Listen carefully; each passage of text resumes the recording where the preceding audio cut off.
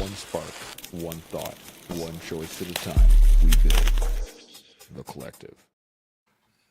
Hey, everybody. Welcome back to The Collective. We have another fantastic show for you planned out today. I am stoked. We got the return of Greg Lapin, the return of Sam Laird, and of course, Shaun's with us today. Doug hopefully should join us today a little bit later, but we'll see where that goes. Now, if you are excited like I am for this show, you should be doing the things, liking the show, subscribing to the channel, hitting notification bell, doing all that good stuff, getting your emails when we go live, which is, of course, Fridays for the collective, Wednesdays for the workshop.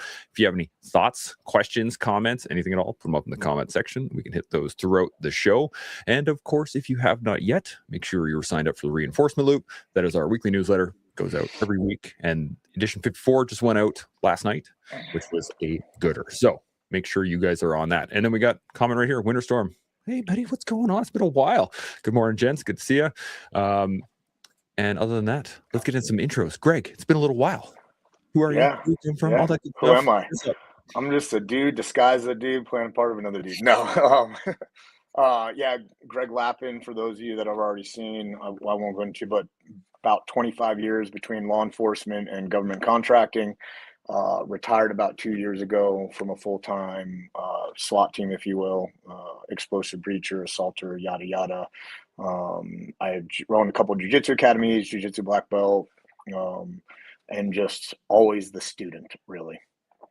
So done a couple things here and there. Yeah, just a little bit here and there. Yeah, I'm back in the contracting world too. So there you go. Just came back from a 2.5 week long private ADIC course, Advanced Tactical Infiltration course, where we're jumping full wall locker, high altitude, high opening, flying under O2, under nods with our ATACs up, and so that was getting a little old for that shit and carrying that stuff.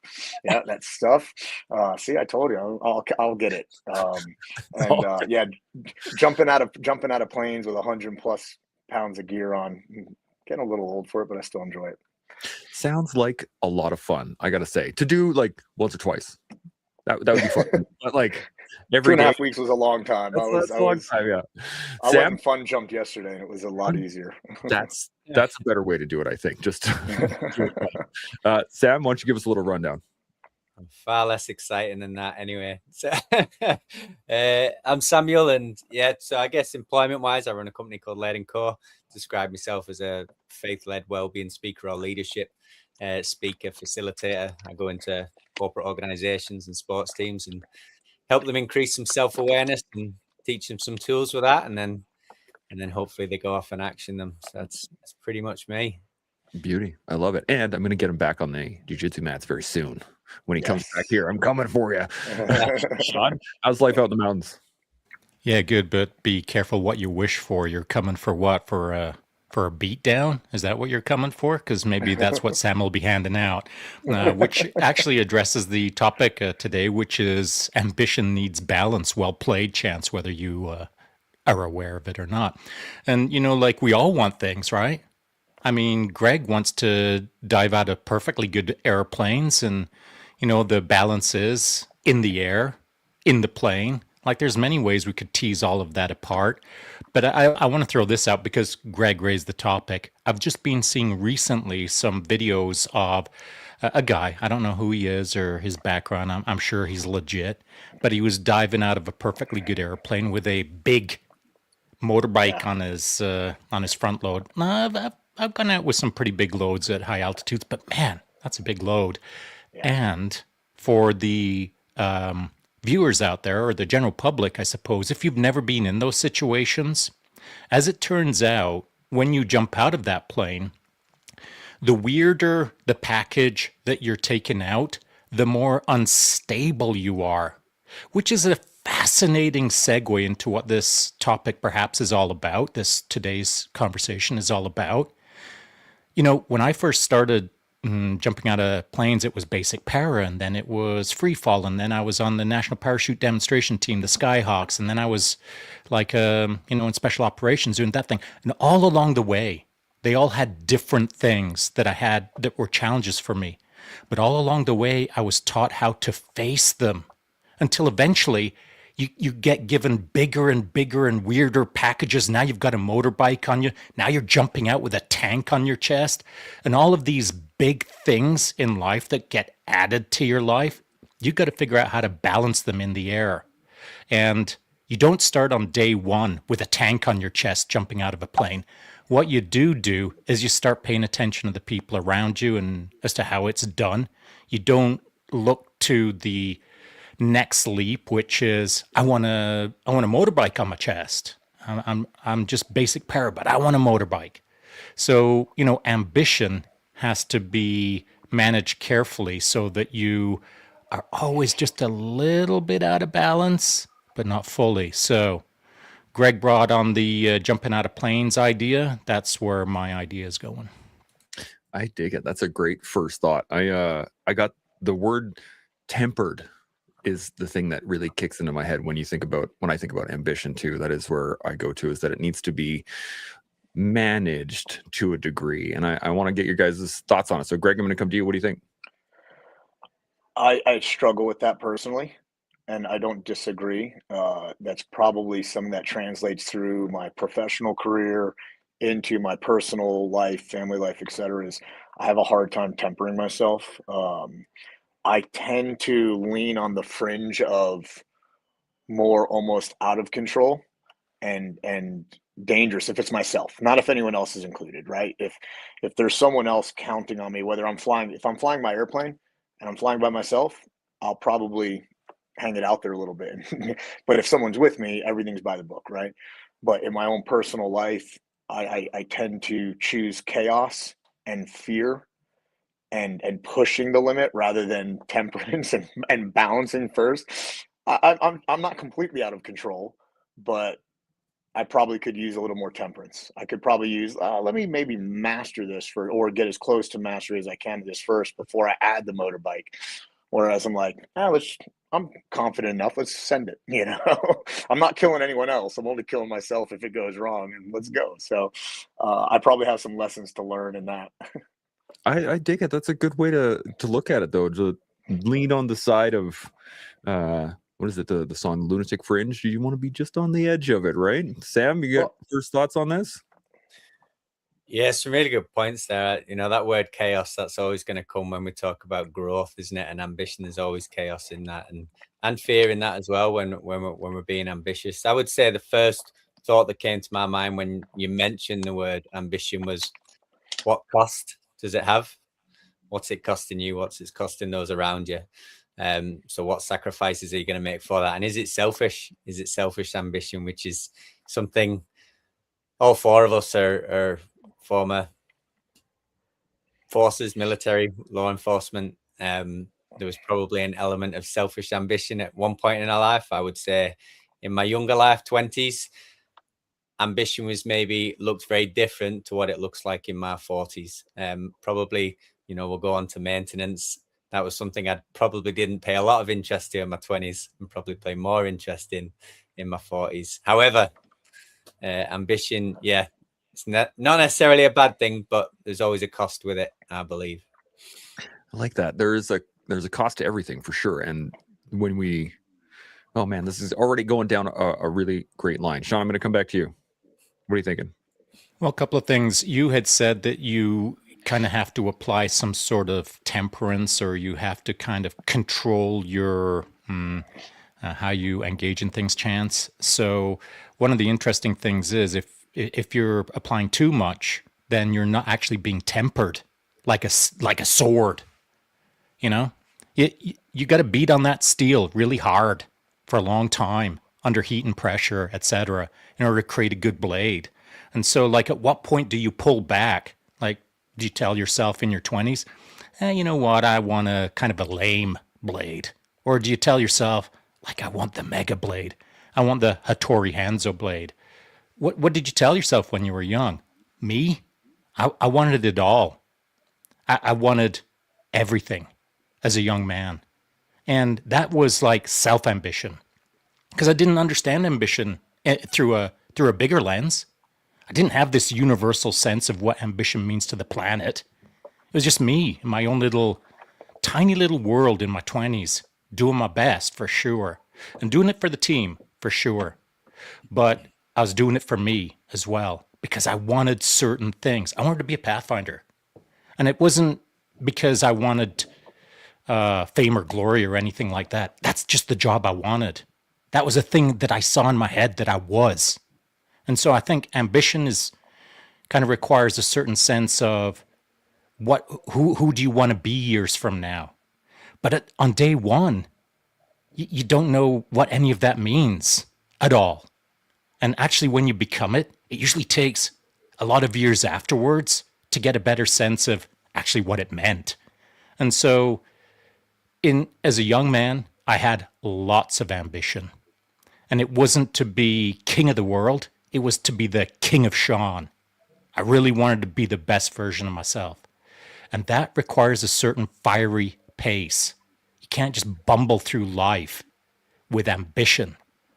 You've got to have your eye on the prize to some degree if you're seeking things ambitiously. And I had lots of things on the horizon that I wanted. Now I'm much older, and I wouldn't change a thing. I wouldn't change my ambition for all the gold in the world, because now I've evolved beyond self-ambition, and I have a much broader sense of what it means to engage in life ambitiously, to create outcomes that many years later allow me to do certain things in life for myself and others that I wouldn't be able to do if I would have just kicked it back and disengaged from the word ambitious. Interesting. I got a quick comment here. Dan C says, how did you know I'm shaping a new blade right now? There you go. He's actively tempering in the moment. I like it. But so the question I have, and for you guys, is why? Why do you think we first of all seek things like that? Where do you think our ambition really comes from? Personally, what is it that you either get out of it, or how does it work in your brain when you actually seek those ambitious thoughts? Greg, what do you think? I think something that I've seen in our industry a lot is self-worth. And as capable as a lot of us are, physically, mentally, emotionally, tactically, I think all of us have some form of imposter syndrome and that we're never good enough. So I think somehow, like, I know for me, I know what I'm good at. I know I'm very capable. Usually, most rooms, I'm not to sound arrogant, but most rooms I'm better than most in a wide swath of things. But again, kind of going back to what Shaun was saying, was I had a massive, massive drive of ambition through my 20s and 30s. I mean, in teens as well, massive. And that was to never, ever be the weak link, never be the weak link. And there was a bit of ego involved in that, and it was a bit selfish, I think. And now that, I'm nearing 50, I'm almost 50. And, I can still keep up with these 20-year-olds and 30-year-olds for a few days, but there's that temperance now. And I think, kind of going back to Shaun's comment about what kind of blade do you want, I also think it's environmentally dependent and time and place dependent. So as an example, kind of going back to skydiving, I was with my team for 2.5 weeks, and the goal was to push. We had a whole bunch of super, super high functioning humans that could jump already, and it was a hailstorm of, maybe you're not quite ready for this, but we're putting that ruck on you and you're going. Maybe you're not quite ready for the next stage, but we're putting it on you on O2 and we're going next. But time and place, you've got to be willing to push that ambition and maybe get that wider swath of experience rather than the really honed down hard experience. Now that I'm home, I was fun jumping yesterday by myself, doing hop and pops. All I was working was focusing on canopy control, playing with my risers, playing with, toggles and rise. And just now I'm honing that blade. I'm trying to temper it by myself. So I'm not going on the fringe. And I still have that level of ambition. I'm in the gym every day. I'm on the mats every day. I'm shooting every other day, or skydiving every other day, or working my dog every other day. Because I still don't want to be the weak link. If I get called up to go on a job, if I'm at a training event, I might be older than these guys, but I can't risk my teammates' safety because I'm slacking. That's a great point, Sam. You got any thoughts? Yeah, just similar with that younger self, isn't it? We're saying it looks different, and it does. when I look back, I have to be honest with myself. It was about me. It was that selfish ambition, and I was ambitious because you got to look back at. So, what did you choose to join in the military? For me at the time, Royal Marines Commando was 99.99% need not apply. I'm like, well, none of the others say that, so I'll go for that one. But then what happens? Then you surround yourself with a bunch of people that have also just achieved that green lid. You get that feeling of getting it. And then you're day one in your first fighting unit. And guess what? You're at the bottom of that ladder, and you thought you were at the top the weekend before when you achieved that green lid. And then you're around a bunch of other people that are just as ambitious. And yeah, we are about team, but guys are also about themselves as well. You want to be the fittest in the unit. You want to be the best at the unit. And part of that will go into maintenance as well. And then I guess if I'm being honest with myself as I grow up, okay, what can I be ambitious in next? What else makes me better than somebody else? And I went off and chased the black belts and all things like that. Definitely, I think the older I've got, my ambition has definitely come now into how can I serve other people better, and how does that look? And I see that with the people I surround myself with, I think as well of a similar age gap. I think you realize actually it's not about you, it's about the next generation. I recently had the pleasure of interviewing 3 guys, 2 in their 80s, 1 in the 70s, and all had achieved amazing things around the world, and were ambitious in what they did. And I was curious of what's your mindset like now, because you're in your 80s. So what ambition are you going to have in your 80s? And it was all about what can you give to the generation behind. We're stood on the shoulders of of ambitious people before us, aren't we? So, what are we going to leave behind? And I think we have to, yes, we still need goals and drives and all that, but we should really be looking at the ages that we're at of what are we leaving behind here for the next generation? How are we serving other people? Would be my mindset with ambition. I take that a lot. Shaun, what are you thinking? Shaun's writing a book, so he Yeah. Well, I could talk about why I wrote that book, and very, very interestingly, Sam, it is in line with almost exactly what you just said. Anyone who's written a book, you will understand that these are no casual undertakings, and it cost me about 1,200 man hours of my life. Now, what could I do with 1,200 hours? There's lots of things I could accomplish with 1,200 hours, but I chose to direct that chunk of my life towards a book, and not because I like writing books, because the last book I wrote back in the late 90s on computer system technology, I said at the time, I'll never write another freaking book. That was bonkers, man. I will never do that. It almost broke me. And yet, I just finished another one. And it isn't because it's fun. It's because I'm trying to leave behind, not a legacy. I'm trying to leave behind something that reflects all the people who've been in my life. To me, the book that I've just finished is a collection of wisdom, is a collection of processes and systems and ways to execute against, and the way to think, the way to act, the way to move in your mind. It's a collection of, funnily enough, I just shot a video this morning in my basement next to the heavy bag because it's Men's Mental Health Month. The video was about thanking all the men that I never got to thank when I was a young buck. Like this thing.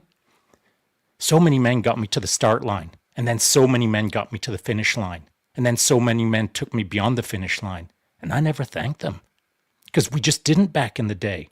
I came up in a culture in the 80s and the 90s, etc., where it wasn't knuckles. It wasn't hugs. There's no back slaps. There was no, bro, you're the best. We just didn't do it. We just got on with the program. And if you gave a guy a nod, that was it.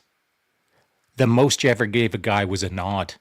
There was no kumbaya. There was no hanging out at the campfire, shaking hands and broing it out. We just didn't.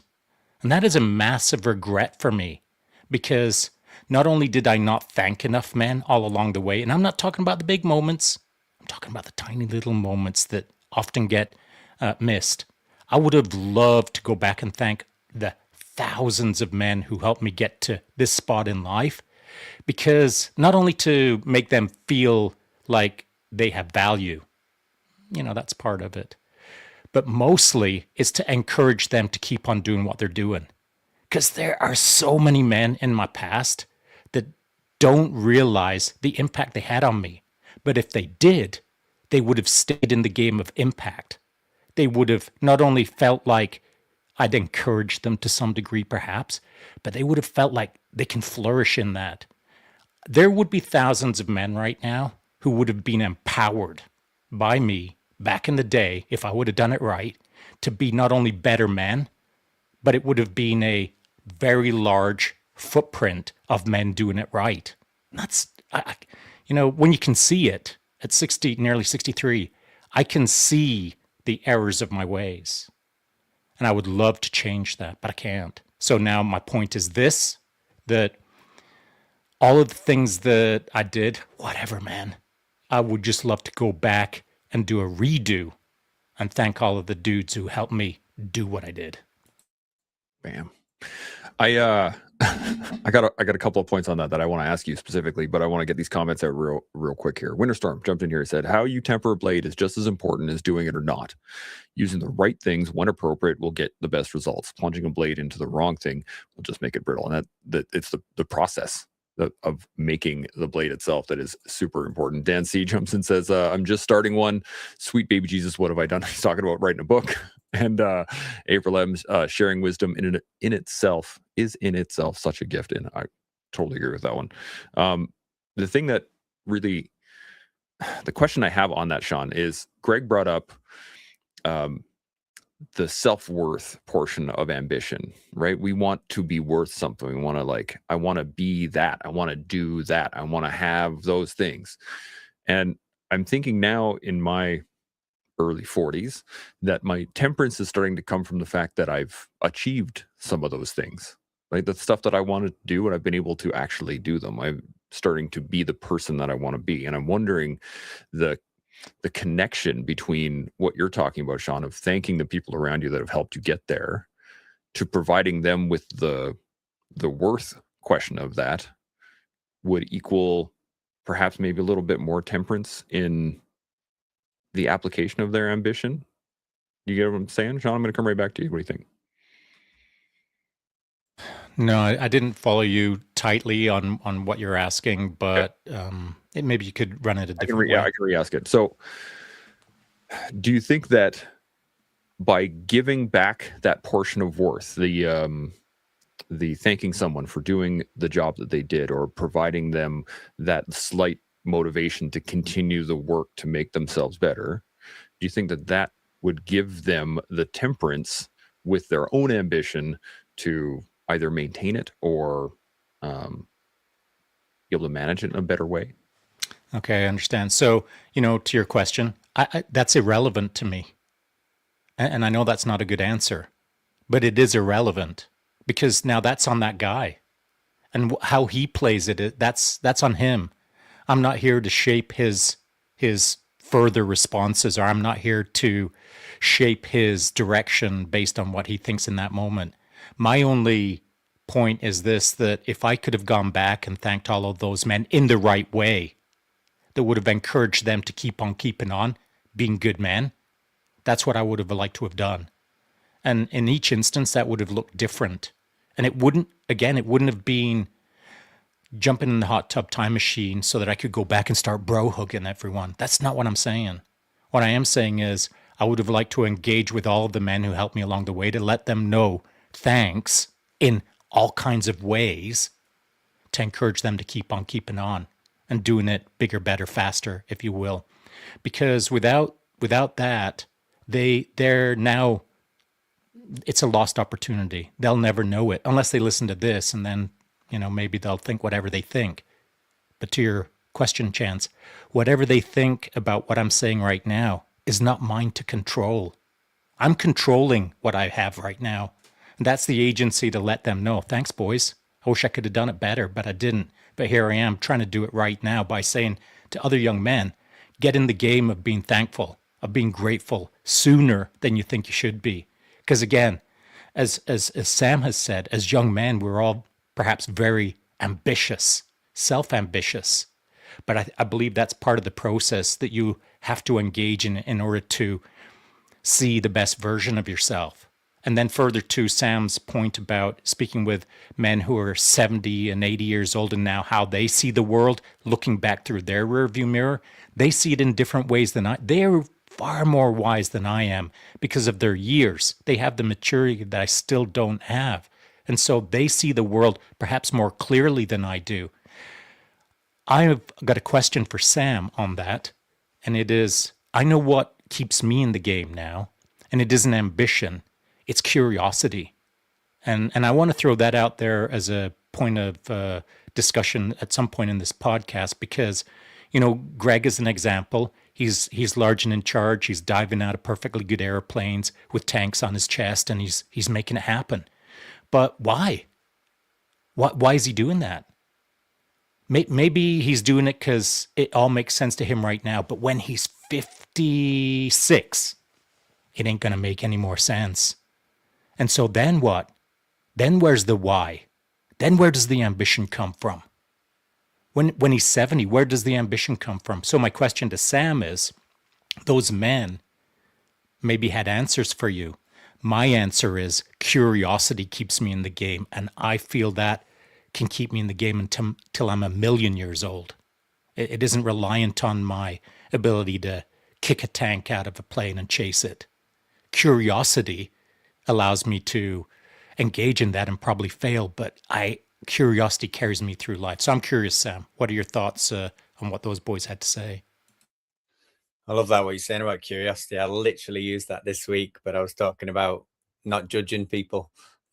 Stop judging them and be more curious of why they are the way they are. I love that word, curiosity. And if we're curious about life, then we start to search, we start to ask questions. And when we ask questions, we find answers, and then we choose to accept those answers if we wish. So with those guys, the reason why it interested me is because when you're speaking to someone who's in their mid 80s, 90s, when we're talking about ambition is always looking forward, isn't it? Well, they've got to be honest with themselves. How long have they got left on this earth?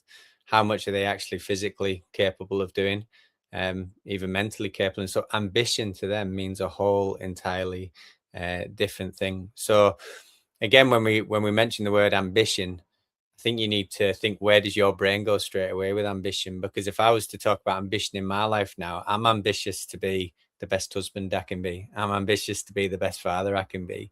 It goes far less in, I'm ambitious to achieve a certain thing.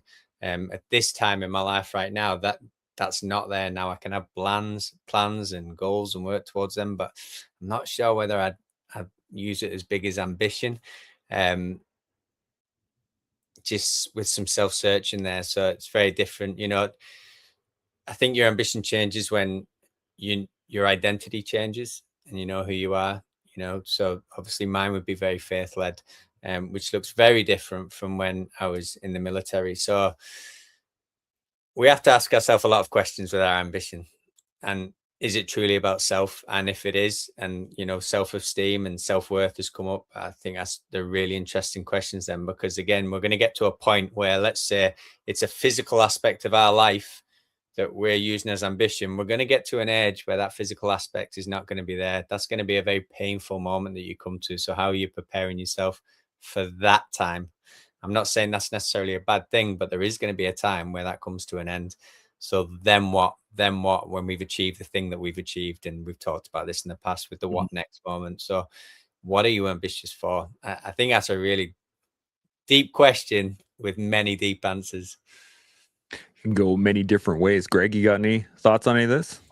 I want to come back to kind of what Shaun was saying, and I don't disagree with any of that, because I certainly feel the same way.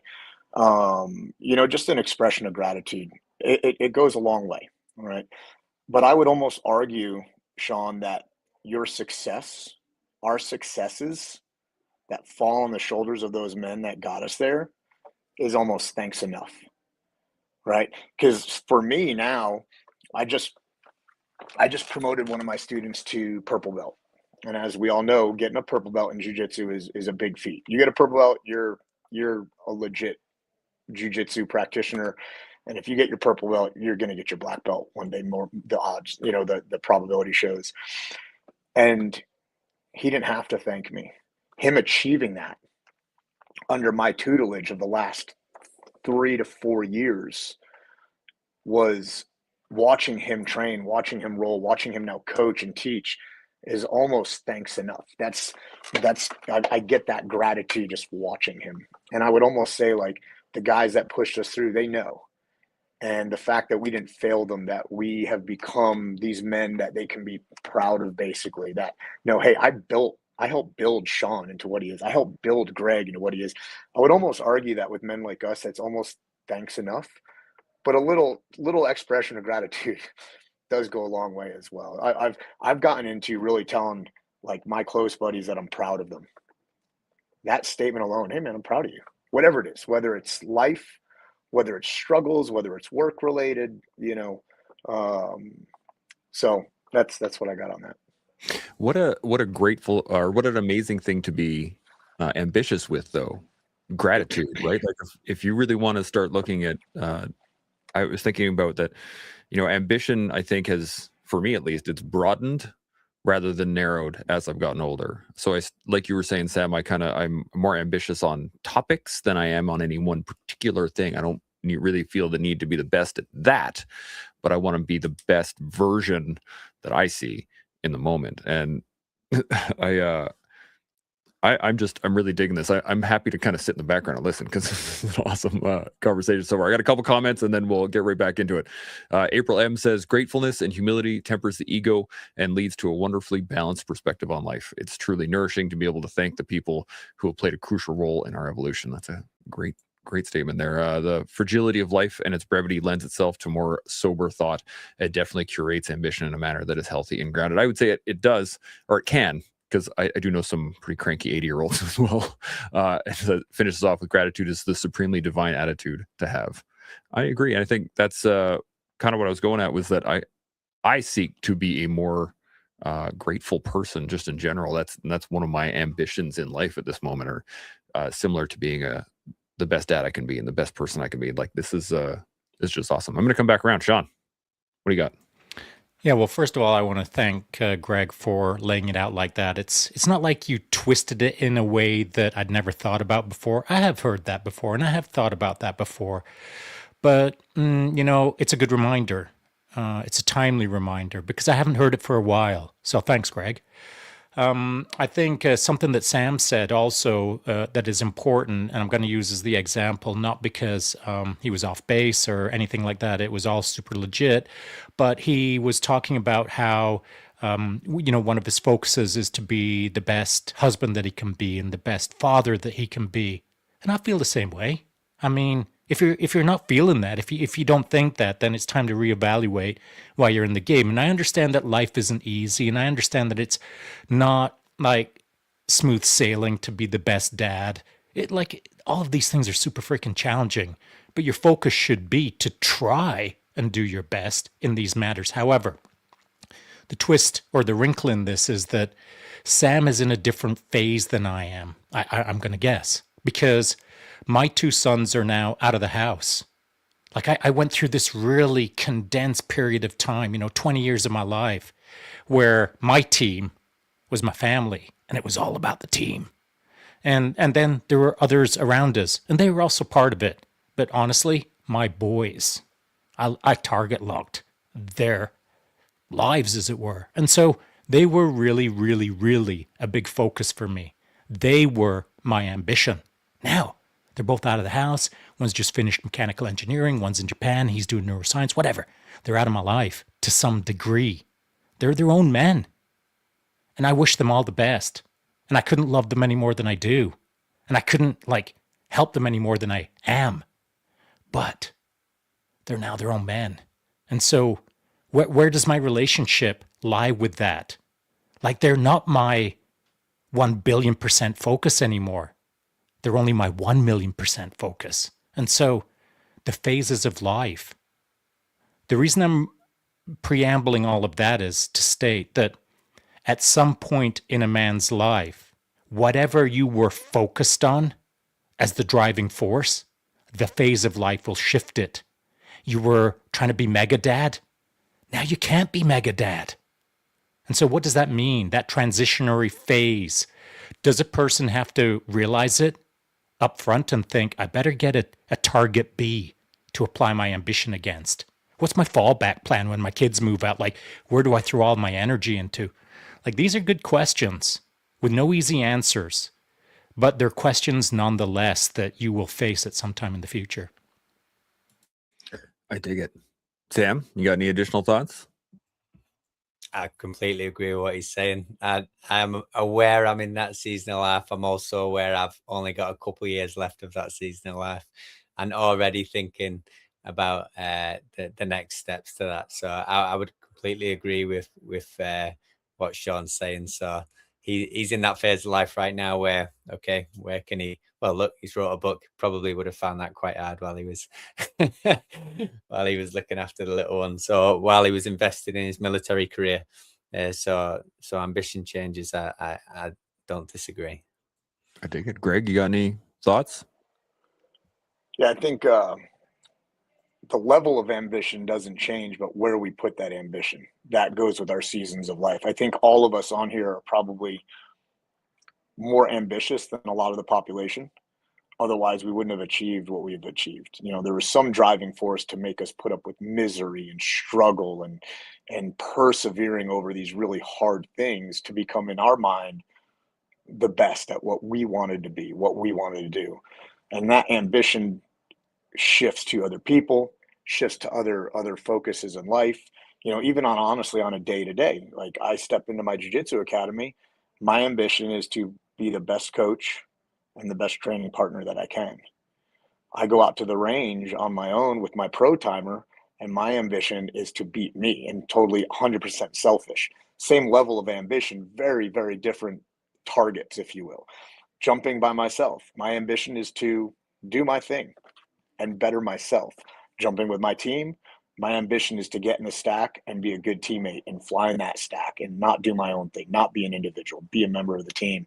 You know, my kids now, my kids are 11 and 14.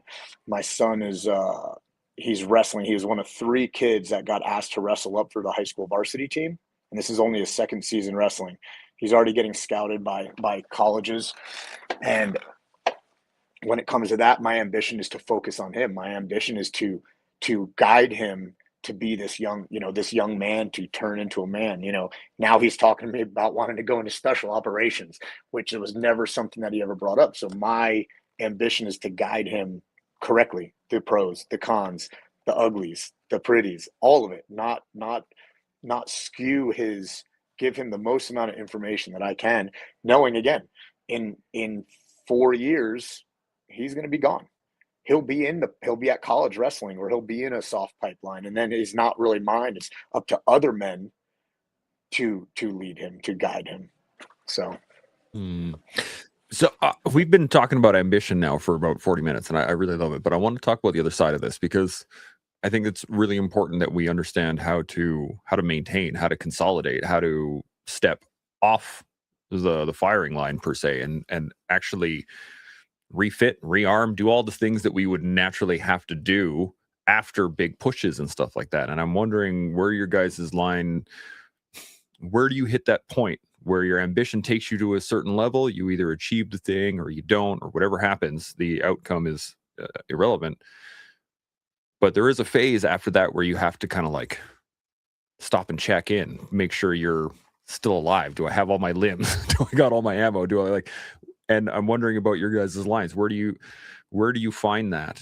How long does it last? What is your consolidation point? Greg, I'm gonna come right back to you. What do you think? I am horrible at that. Completely like upfront, I am horrible at balance. I'm still, I don't know what it is. I'm still in a phase of life where if my hair's not on fire, if I'm not doing something crazy that really sparks that dopamine for a few days in a row, I become a difficult person. And that's something that I need to work on. It has gotten better as I've gotten a little older, a little slower, a little achier, more broken down, but I'm still, I struggle with the balance. I'm horrible with self-care. I don't take care of myself. I grind and try to put back into other people. And then I tell all the other people what they should be doing for balance and self-care. And I don't actually do it. So I'm definitely not the go-to to ask about this, but I am horrible about it. And one of the things that I found really interesting, you guys know who Tyler Gray is? Yeah, we've had him on the show. Okay, so I was listening to Tyler the other day, and he said something. He's like, "It's not PTSD that we struggle with." Did you guys hear this? Yeah, It was yeah, really astute. yeah, It great. was the lack of traumatic stress that tanks us.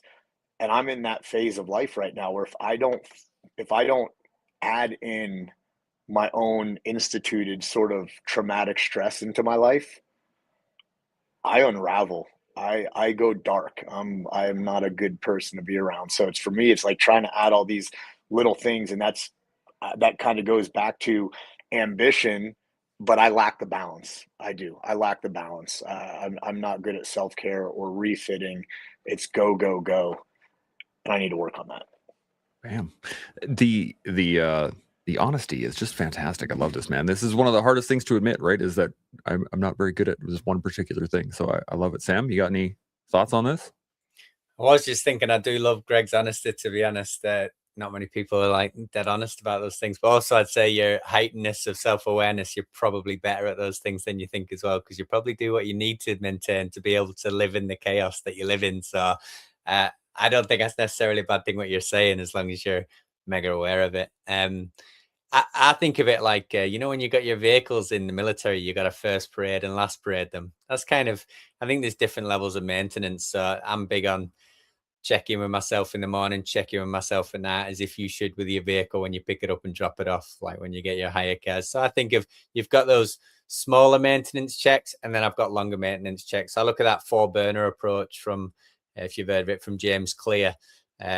He wrote Atomic Habits, and he talks about, if you're growing in any area of your life, you've only got 4 burners. So if one area is growing, then the other burners are lower.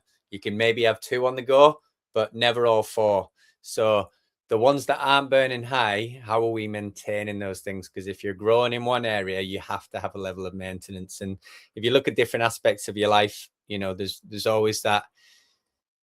I think some things you might have to die to. So we were talking about Brazilian Jiu-Jitsu before we jumped on this podcast. I've not been on the mats for over 3 years, which is quite rare. I'm a black belt, so not many people stop like that at black belt. But I weighed up the things that I wanted to grow in life, and there was too many things. Something had to give, and I chose to sacrifice that, and I'm totally okay with it.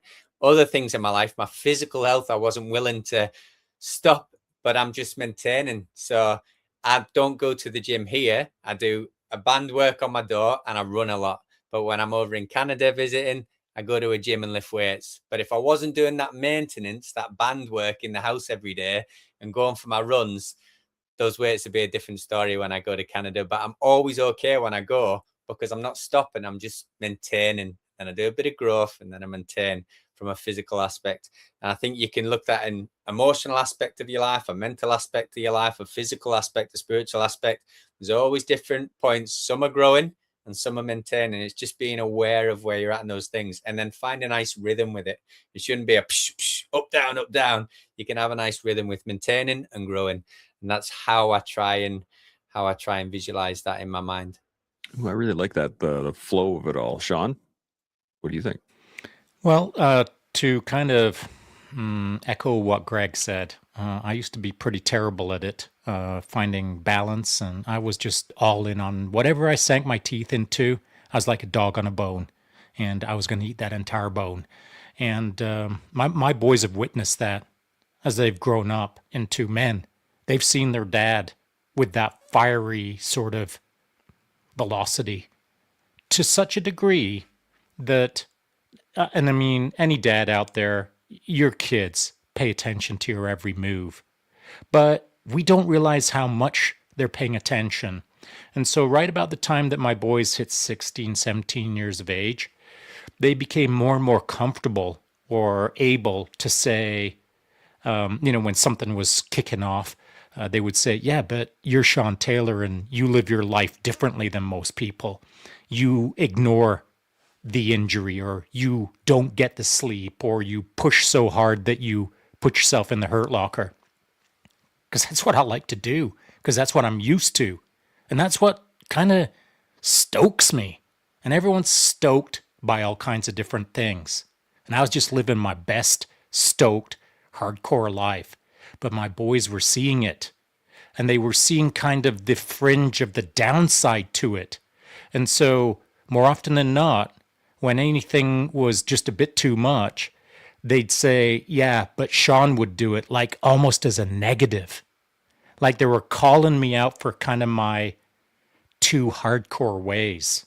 They were not quite accusing me of doing it wrong, but they were letting it kind of hang out there as a thought construct for me to chew on, perhaps. Now, I can easily see, several years later, kind of what the boys were sort of messaging me with in their immature attempts to maybe get me to dial it back, or for me to more normalize my attitude to how to deal with these kind of ambitious moments in my life. But I just wasn't picking up what they were putting down. Now, it's kind of an inside joke in the family today that, I can kind of laugh at myself that I'm a bit much at times, but at least I can see it now. In my 30s, I didn't see it at all. I was just doing me. But now in my 60s, I can see how I was kind of doing it wrong. So for Greg, as an example, like your son's picking up what you're putting down, and he's already categorizing what is the norm, how men live, how they're supposed to do it. If my dad does it that way, that's the right way to do it. And he's going to engage in that process. And to some degree, a fiery ambition is good, but also it's bad.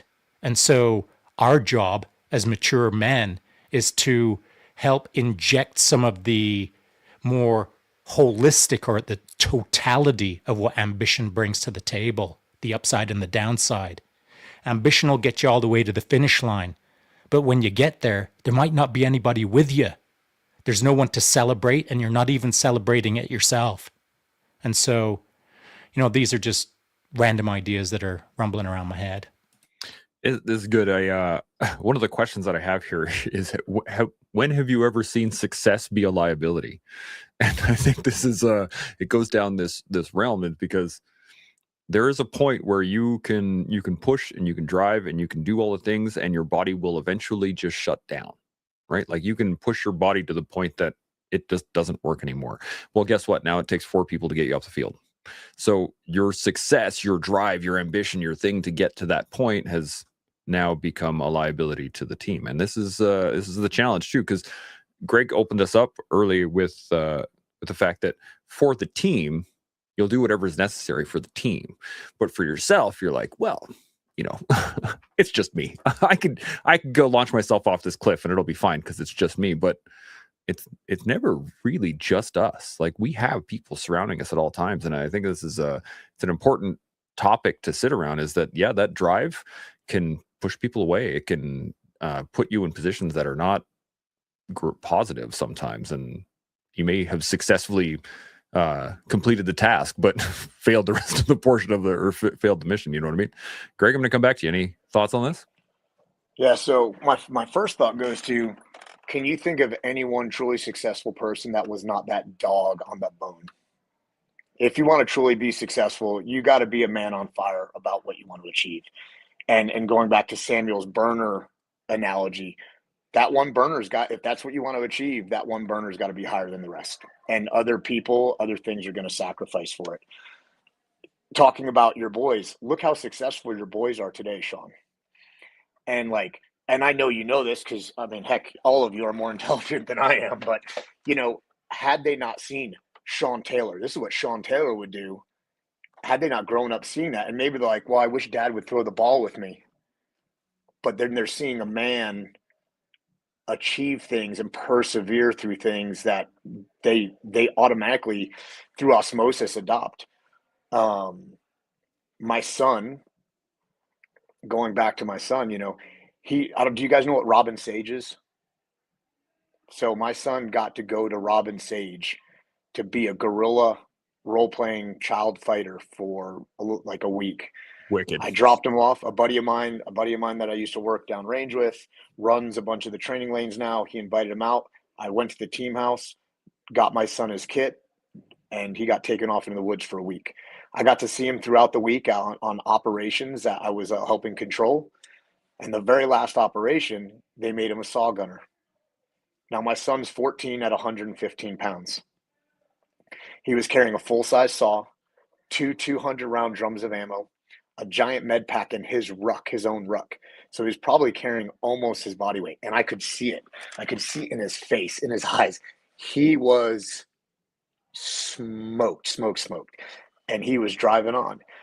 And I talked to the G chief afterwards on their exfil, their offset exfil. They were having an exfil pretty far, and he got hung up in some weeds and took a tumble over a saw, running, got smashed in the face with a saw, split his lip, bloody nose, got up, he smoked. The G chief goes, "Hey, are you good?" He goes, "I'm good to go." And he persevered on, and I went and saw him later, and he was whooped. But had he not grown up kind of seeing me do that, maybe taking away from spending time with him or throwing the ball with him or this or that, would he have achieved that? Would he have that in his core? The joke with my kids was always, instead of, "Oh, well, he's Shaun Taylor," they go, "Oh, well, yeah, dad's a cyborg, so he doesn't really count. I have this preauricular pit in my ear right here." And they go, "Yeah, they would tell all their friends, that's where he gets plugged in at night. My dad's a cyborg. He's different than other people." And there's definitely got to be a balance. There's a pro and con. I spend a lot more time with my kids now implementing those things because they're at an age where I can. But before they're at that age, they saw it. They grew up around it, and it's building them into the people. It built your boys into who they are today. And can it take a negative turn? Absolutely. We all know those guys that have completely ruined their families and don't know their kids and don't have a relationship. So there is still a balance. But again, for me, I kind of lean on the other line of that balance where I'm a little bit more on the fringe, knowing I need to work on it, especially as I'm getting older. I can't keep up with the young guys like I used to. And that's a little bit of a hard pill to swallow, egotistically wise, you know? I feel you. As we all get older, we start to look back on it and go, "Oh, I wish I could be there." Sam, you got any thoughts? No, just kind of agreeing, really. It was funny you said straight away about think of athletes that you know, and it is true. That was the first thing that was going through my mind as well. It's you got to look at who are the outliers. If you think of the greats in all sports, man, they had chaotic lives, didn't they? Off the field, out the cage, whatever it is, you think, and I'm not talking about people that were good at what they did. I'm talking about people that were great at what they did, that their names live on. They were all, a lot of the times, everything outside out was chaos. And I've known people in my life that achieved great things and, gone to the Olympics and stuff like that. And the bottom line is they don't care about anything else other than achieving that gold. That gold is all that matters to me at the time. I think the bit I struggle with now is because a lot of the things I deal with are people on the back end of that. So I'm talking to people of the what next and now what, and look at all the chaos that's left behind. So I think the lens I've looked at ambition with tonight is the cost of selfish ambition. However, there are people that have achieved great things, and it's because they were willing to pay that price. They were willing to pay that cost, whatever it looked like. And some of the greatest military personnel, greatest commandos I ever worked with were the most chaotic men I have ever met in my life. But on the battlefield, they were great at what they did. So, yeah. Good point. That's a good point. I'm thinking, you guys remember Full Metal Jacket and Animal Mother? And it's like he's a horrible human being, but no better friend when you're in a firefight with the with the pig. Shaun, you got any thoughts on any of this? Yeah, well, that is a good example, Chance, but problematically, that individual then represents what it means to be rad. And he's not. He's a jerk in real life. He's just really rad in a small sliver of existence that is called war. And so take that man out of war and put him on the street, and he's the man who's least capable of dealing with the sidewalk. And so, you're great in one moment, but move you 12 city blocks to the right and you suck. And so what's that all about? That is a hyper focus on greatness. That is a very, very precise individual who is amazing at a tiny little thing. We'll call the tiny little thing war We'll call the tiny little thing the Olympics. We'll call the tiny little things the Nobel Prize. Whatever the thing is, you're great at that. But what about the rest of your life? Now, the hope is, fingers crossed, that as you proceed forward in order to be great in your life, that along the way, you'll be surrounded by other great people who will hopefully fill in all the gaps that allow you to stand on a sidewalk somewhere and still be okay, rather than just be great in the moment where you're really great. And I don't see that too much, actually. I've been around a lot of great people. In my eyes, they're great, really great at what they do. I've been around, world-class people. And to some degree, though I don't categorize myself as world-class in things, I know that in order to achieve the levels that I have in certain things, I have had to have a very precise focus that typically is abnormal.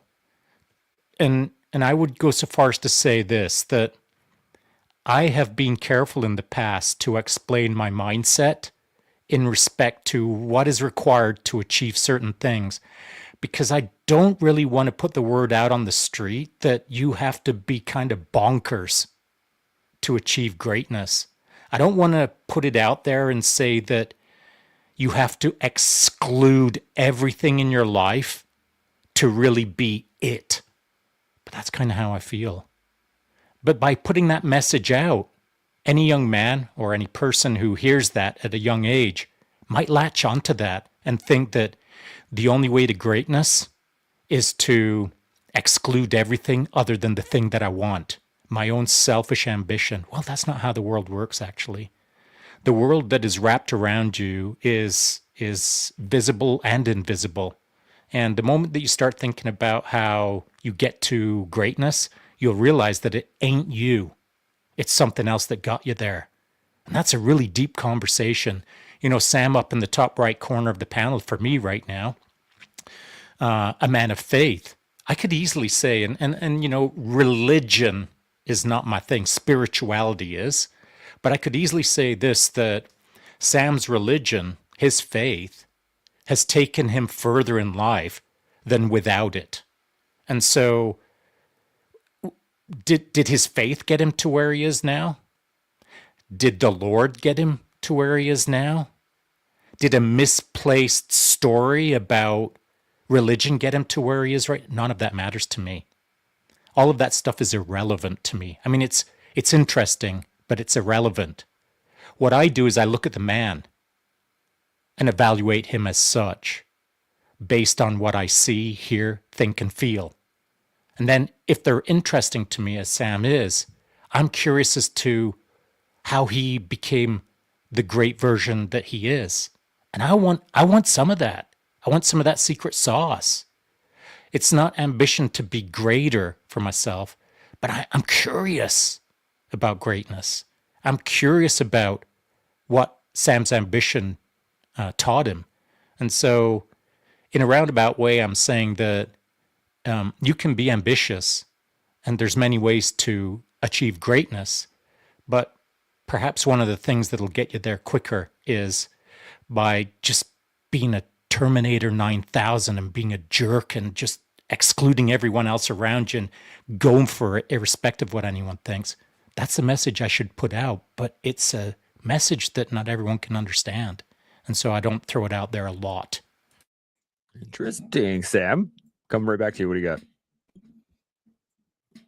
I appreciate his words. Look, like he says, ambition looks different to everyone. My ambition is to be less, which sounds so weird, but I don't think men are made to be glorified. I'm not going to start talking about faith now, but God's the only one that's meant to be glorified. And what we do naturally as men is we want the glory, but we're not made to glory, and that's why men fall. That's why we see great men fall, because we're not made to receive that much glory. And when we become how we see greatness to be, and we get up there, what generally happens? It comes with a fall, generally. Yeah. So I don't believe men are made to be glorified. And that's why I think maybe I went straight to selfish ambition with this. We have to be so careful of that word ambition. We should seek less of ourselves and be more outward focused, more God focused. But yeah, that's Good all I've thought. I dig it. Greg, you got any thoughts on this? Yeah, I could not agree with Sam more. We see it today with social media and, all these people, they look up to these men as if they're like the thing.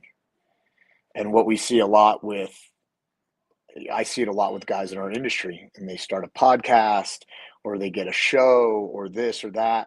And every day they're reading all these comments. You're the best. You're the coolest. You're this, you're that. And they're being glorified by all these people that have no idea who that man actually is, what it took to get there, or what kind of person they actually are. And what happens to some of those guys? Well, they start believing it. And they start believing their own hype. And to me, as soon as you see that, that's the downfall. I've been acquaintances or friends with a lot of these former soft guys that have these things. I won't mention any names, but you're sitting in a room with just the boys and they're just talking and being a normal guy, and then all of a sudden a camera comes in and all of a sudden they change and they're this and they're that. I'm like, dude, you don't even talk like that. That's not even your voice. What are you doing? Like, just be yourself. Just be the man you are. And it is hard because I think a lot of that does come with some real severe lack of self-esteem, and there's an issue there.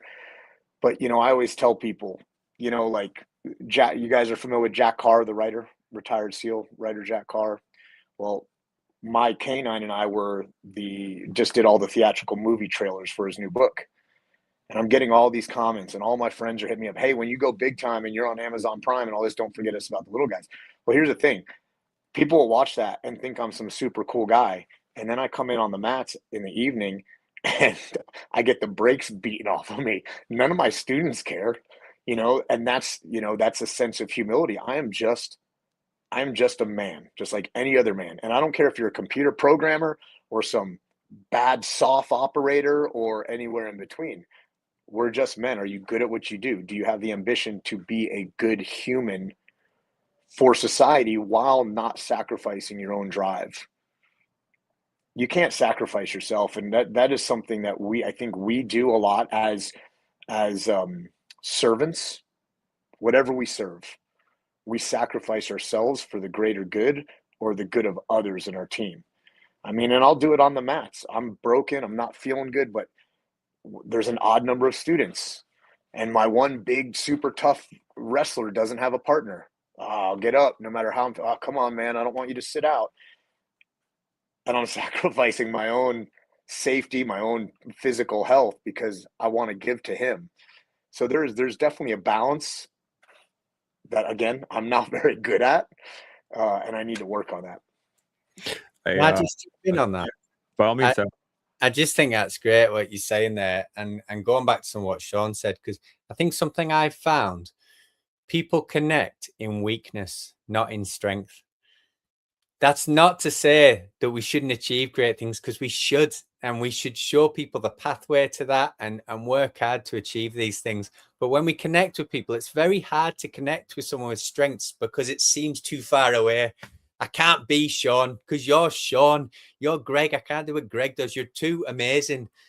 Where people connect you is when they see the weaknesses, and then they connect and go, hold on. Oh, Shaun can do it, even though. Oh, Greg can do it, even though. Or Chance can do it, even though. We connect with people in our weaknesses. So achieve great things, but then don't put on the bravado of that means I have everything together. It's about being honest about our weaknesses while still having that high standard. And that's what people connect with. And that's what shows them the pathway to be able to achieve it. I had a friend call me earlier this morning, and we were having this chat, and we got to basically this point, which is the fact that why are we doing it, right? I do these things. I want to be a part of the collective because the aspect of me that enjoys this portion, the conversations and the developments and the picking apart the ideas, I get something out of it. This is enjoyable for me, and I want to share it with the world. That is part of the game. But I also can't completely rely on the feedback from all of those people to play this game because I still have to do it the way I want to do it. Right? If I go on the mats and I have a student who is left out, but I'm hurting and I'm not feeling great, I can still roll with them. I'm just going to control the tempo. I'm going to control the timing. I'm going to, control the pace without having to completely self-sacrifice to the wrestler wants to go. All right, we're going. Because that's not going to benefit the rest of my students, especially if my back goes out or we go down weird and I freaking snap my toe off, whatever. So I think this interesting line between self-sacrifice and self-ambition, we kind of have to ride it down the lane and kind of crash off the verges every once in a while on either side and go, oh well, that was not okay. I gotta get back on the bike. And I think that's the key, is like the getting back on the bike, getting back on the trail, getting back on the push even after those crashes. I think that's an important part of this. Shaun, you got any thoughts? I'm gonna come back to you. I do. I wrote something down here, and it's just about what we've been talking about. And I wrote, drinking the Kool-Aid of your own ambition versus imposter syndrome. And so I've drank my own Kool-Aid. It tastes pretty good. I like the taste. And it's got me far. But it's also got me in trouble. And that's what you got to learn, man. In your youth, you gotta believe in yourself enough that you believe too much. And then you got to get the correction. And life goes on. And that's the learning process. If you've never believed in yourself too much, quote unquote too much, then you haven't explored belief. If you think that you're ambitious, but you haven't taken your ambition to a point where it has served you negatively, then do you understand ambition? And so in my life, anything that I engage in, I like to see the full left and right arc. I like to see the full battle space of whatever I'm engaged in. If I start roasting coffee, I want to do it the best that I can, the best in the world for me. And that means I've got to make mistakes. And the mistake is I'll start believing in myself too much and push too hard and do it wrong. Because if you're not doing it wrong, then you were never fully exploring whatever you were doing. So I have drank my own Kool-Aid, and it did taste pretty good until it started tasting sour. I realized it, and I corrected my ways. Now, if you're ambitious but you're suffering from imposter syndrome, that's a whole different thing. I suffer from 110% imposter syndrome. Before I sent my manuscript to Friesen Press, largest publishing house in Canada, I emailed it last night.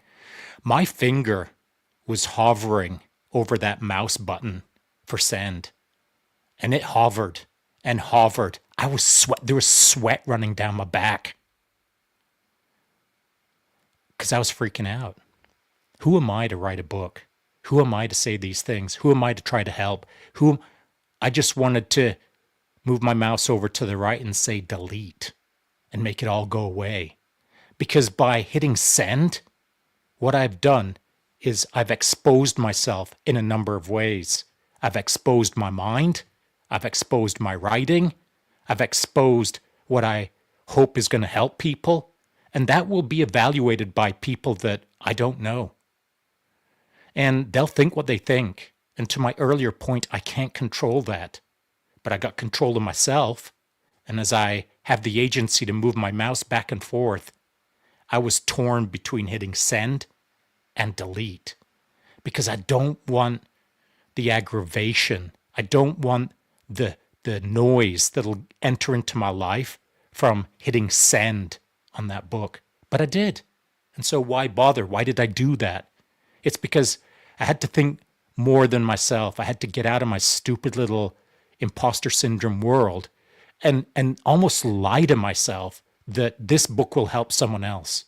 That's why I wrote it. That's why I'm going to hit send. That's what made me hit send.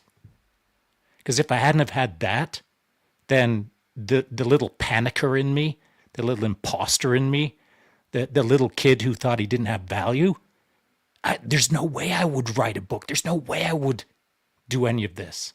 And so my ambition has got me to a point where I can look backwards and think, the reason I do these things is not for Shaun, but it is for other people. And so that is my balance nowadays. The balance of knowing that I'm serving others rather than just serving myself.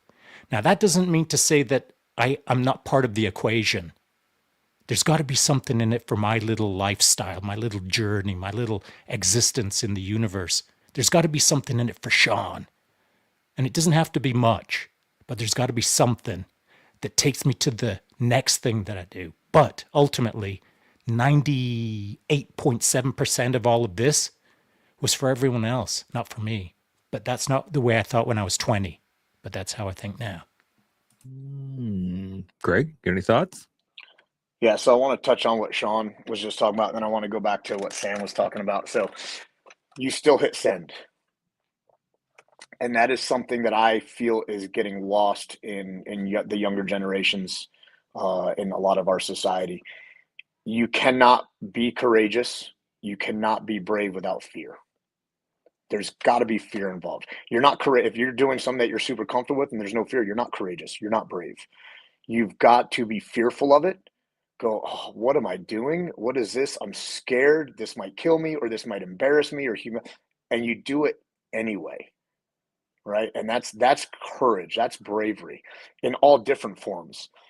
My therapist, my shrink, said one of the greatest things that stuck with me for years and years. And I probably said it on here, but without being vulnerable, without vulnerability, there's no growth. So in that moment, you were about to be vulnerable. You were about to send something off that you put blood, sweat, and tears into, that you cared about, going, these people might laugh at it, but you're being vulnerable anyway.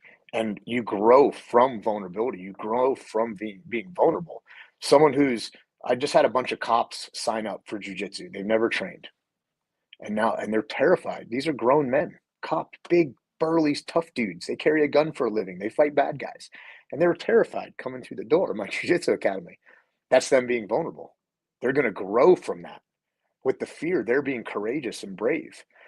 And going back to kind of what Sam said, I agree 100% that we don't connect in times of greatness or winning. We connect in the times of weakness. One of the, and I'll bring it back to jiu-jitsu. I'm professor. I step on the mat. I'm professor. Oh, roll with professor. He's going to smash you. Oh, professor's this. Oh, professor's that. Professor's blah, blah, blah. All of my students have seen me injure myself terribly. All my students have seen me cry in front of them, whether it was a speech or this or that. My son growing up, my son seen me break my neck. My son seen me tear my LCL. It humanizes us. I'm not this thing. I'm just a man that has trained jiu-jitsu for 20-something years. I'm just a man that's still fallible. I'm still just a man that breaks, that bleeds, that hurts, that cries. I just have a higher skill set. And that was super important for me as a father. I didn't have that growing up. My old man was super stoic. One of the things I preach to my son is you don't have to look tough. You don't have to act tough. You just have to be tough. Dance, sing, joke around, love your friends, be jovial, be happy. Don't act tough. Just be it. Just be it. Because when you have to, you can flip that switch and you can do what you need to do. But connecting under struggle, connecting under arduous situations, when you're down, I agree, Sam, that's when you really build that bond of humanality. Man, this is just awesome. Humanality. Humanality is a great word. Humanality. I don't even know if that's a word, but it sounds It isn't, right. but it is now. It's a word now. Sam, you got any thoughts on any of this? I'm happy I've learned a new word. I'm definitely stealing it. No, I love that. I love that. Shaun's being honest there about that's that ego and pride check as well, isn't it? It's like, why don't you want to press send? And we all need that. And for you to be honest, that you've still got that as well. You've been doing this for a long time, self-development work for 60 odd years, the life you've lived, and you're still hovering over a mouse, at 62 going, okay, it's an ego and pride check. I had that this week. I was going up to deliver a corporate organization and I was doing it in a different way. So I had a little bit of the imposter syndrome, spoke to a friend of mine, and he just goes, Sam, no one cares what you think. I was like, all right. They booked you in for a reason. They go share what you want to share, but no one cares what you think about your imposter syndrome because they just don't get. And I'm like, yeah, I need that check. No one cares, just go and get the job done. And it is that ego thing. And if we're honest with yourself, ego's gotten my way before loads of times. There's even to this day, I have to check myself because I used to be a pretty good runner in the Marines and done some races and got some medals. And even now, if I get asked off a civvy to go for a run, if I've not been training recently, I'll say no because I don't want beat. that's pure ego, and I'm being honest. And I have to check myself. I still have that competitive edge. And when I talk about, I try not to be this ambitious person anymore. I don't fool myself. I still battle pride. I still battle ego because I still want to be the best at things that I do. And again, I have to consciously have that check in myself all the time of going, hold on, is this ego? Is it pride? And sometimes ego and pride wins, and sometimes it doesn't.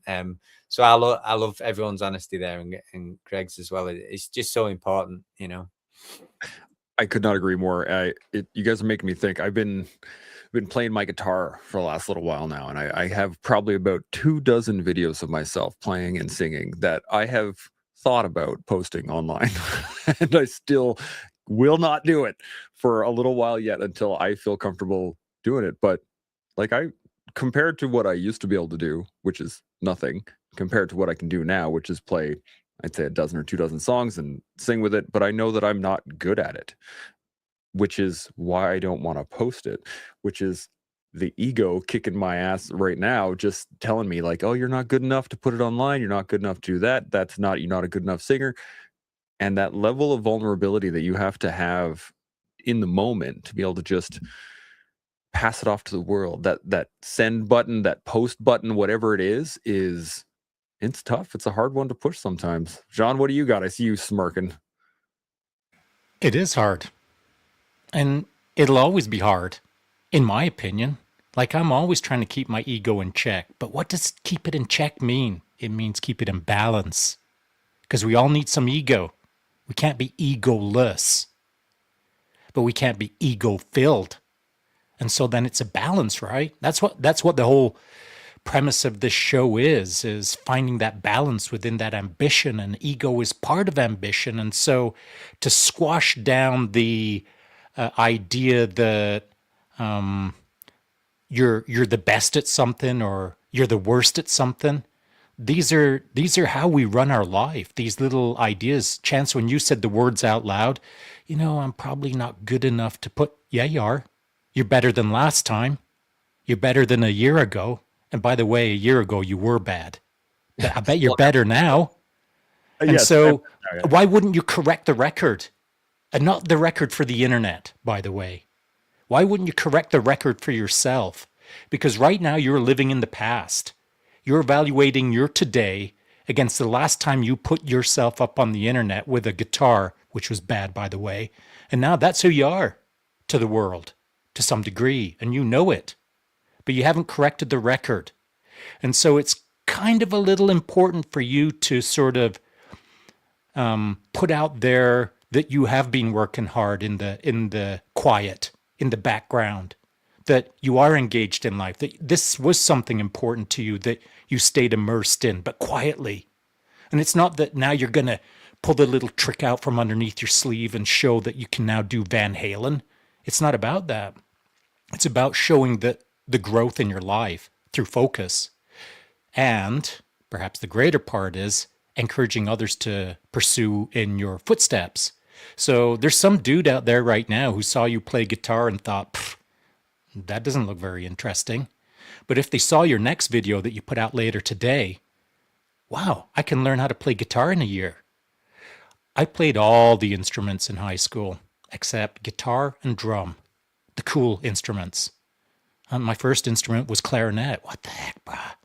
And so it's kind of lame to be walking around with a flute when you're 14 years old. But that's what I did. And I was pretty good at it. But I never played guitar, and I wish I had of. And I could change that today. but it's not part of my life. It's not part of my focus, but it's part of your focus, Chance. And so if I would have seen you playing guitar today, about 30 years ago, and thought, oh man, that guy can do it, I can do it, I could be playing guitar right now. So it's all lost opportunity, as I said before. If you're not putting out the right word on the street as to who you are right now to encourage others, then where's the encouragement? How are they picking up what you're putting down, you know? That's a great point. Sam, what are you thinking? And I'll come to you, Greg. I know you guys both like clicked off right at the same time, but we'll hit Sam first, and I'll come to you. I just really want to see Shaun play jazz flute. Oh, yeah. No, Zamfir in an elevator. I just it was interesting as well what you were saying, Chance, about being good. I'm like, instantly I thought, define good. What, you're gonna wait until you're what? What's your level of good? Which, you know, is an interesting one. That is why I love sports like Brazilian Jiu-Jitsu. That's why I like running. I'm 95 kilo, so although I'm a pretty quick runner, I'm embarrassing slow compared to some people.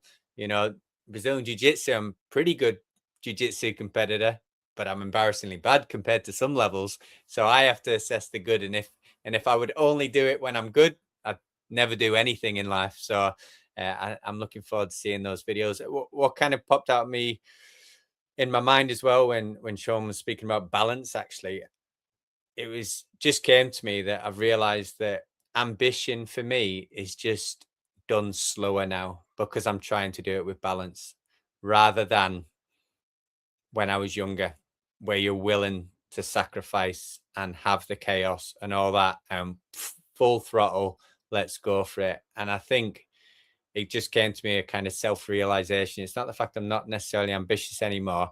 I'm just willing to do it a lot slower because I appreciate so many other elements of my life. I'm not willing to make the sacrifices that I would have made. And I didn't have the responsibilities that I have now that, you know, that I didn't have back then. So that I kind of got a bit of a learning moment just listening to there and adding it to my own life. So thanks for that. I like that. I was just thinking that when I was 20 in Afghanistan, I never thought I was going to make it to 30. So like my ambition was all just like doing the job. But it's a great point. Greg, what do you got? So I have a question for you, Chance. Those Hit me. videos that you recorded, are you proud of them? No. Okay. So I don't think if you're proud of something, don't second guess what am I good enough as this? If you're proud of it, send it, right? If you're not proud of it yet and you're not where you want to be, obviously going back to kind of Sam, like I roll with some professional jiu-jitsu black belts and they do whatever they want to me on the mat. Like it's nothing. Yet I'm still proud if I even just survive. You know, so like you're not gonna ever play like Eddie Van Halen. Let's just call it what it is. You'll never ever play like Eddie Van Halen, right? But if you're proud of where you're at, who cares whatever anyone else sells? Like you're making me want to post a video of me playing guitar now. I'm gonna do it for you. Nice. Because I don't play like I used to. My fingers don't move like they used to. After getting choked in a competition, it's completely changed my voice. It killed my vocal cords and I can't hit the range. So I had to reevaluate how I sing and how I play guitar. But if it's something that I've done that I'm proud of, sure. Are people going to watch him like, oh, look at this dude finger picking. He sucks. He's this. Oh, whatever. I'm proud of it. I'm proud of it. And I'm putting it out there for the other people who are like, oh, man, that's pretty cool. Oh, I didn't know he did that. Oh, I could do that. Going back to Shaun's thing. So if it's something you're proud of, send it. Going back to Shaun's book, are you proud of it? You said you had to lie to yourself almost, right? But I don't think you're lying to yourself because deep down you have confidence that what you wrote is beneficial. So you hit that send button. You know, if you're playing the guitar and you know you're a lot better than you were, if you're proud of it, and deep down you know, hey, where I'm at right now, not Eddie Van Halen's level, where I'm at right now, I'm pretty proud of that. That's pretty cool. I was in tune. My vocals were good. Like, send it. Who cares? Who cares? I made a comment on an Instagram post the other day because this kid posted a video of him at self-shooting. And he said, I'm back at it trying to better myself. And the kid was overweight. He was out of shape. And every single comment was just vile and hate about his physical appearance. And I was like, why can't we just be nicer people? who knows what this kid's history is? Who knows? Did he just lose 70 pounds? Is he working? He posted a video, not talking smack, not doing this, not trying to act like a cool guy. He was proud of something he posted because he achieved something. He's bettering himself. Why can't we just be nicer people? You know, like if, and then I got a comment, and I'm going to leave alone. In the old days, I used to DM them and say, hey, I will pay for a flight for you to come out here. You've got to sign a waiver and you've got to do a round with me on the mats. And depending on my mood that day, I might put you in the hospital or not. But I don't do that anymore. I just let it go. It's a good way to do it, though. I mean, being able to lay it out at people like that. To answer your question, Sam, what do I think is good? What I think is good is skewed, because my dad is a natural musician and he can play anything with strings, and it is mind-numbingly hard to look at him. I see him and I'm like, oh man, that is a good guitar player. But again, horrible relationships, horrible, like, you know, he's not living the life that he wants. He doesn't have the relationship he wants with everything, but he is an amazing guitarist. He can play anything and all. So to that point, I will never reach it. I don't have enough time in my life to do that right now, and I don't have enough focus to put onto that for the win. But to your point, Greg, yes, you're right. I'm proud of my progress, and I'm a much better guitarist than I was a year ago. So I'm gonna post something later today. Yeah, good. All right. Comparison is the thief of all joy. Yeah. Yep. Shaun, I can see you. What do you got? You got something. I do, and using that last statement as comparison is the thief of joy. I mean, I've been writing for a while, and I know some good writers, and I'm evaluating my writing against their writing. I'm evaluating my writing against some of the greatest writing in history. And that's just what I do. If I want to do something, I'm going to assess what I do against the world's greatest, because I want to know where I could possibly go if I try really hard.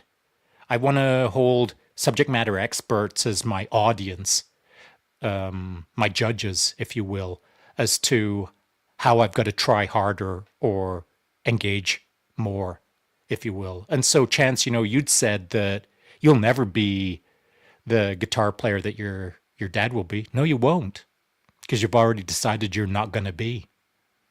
Those were your words, and that's the way you'll now live your life. But if you would have said, hey, boys, you're right. I do like guitar. My dad was a pretty good guitarist, but I bet if I really made it important, I could be a better guitar player. Now, whether you are or not is neither here nor there. The point is that you've already given up. You've already surrendered. You've already started backstepping. And that's not how I choose to live my life. I don't backstep. It doesn't mean that I'm going to turn into anything of note. It just means that I won't backstep. And so I think there's a certain element to life that you have to lean into with ambition. And it doesn't mean that you're always going to win. It just means that's your default position, leaning in, not backstepping.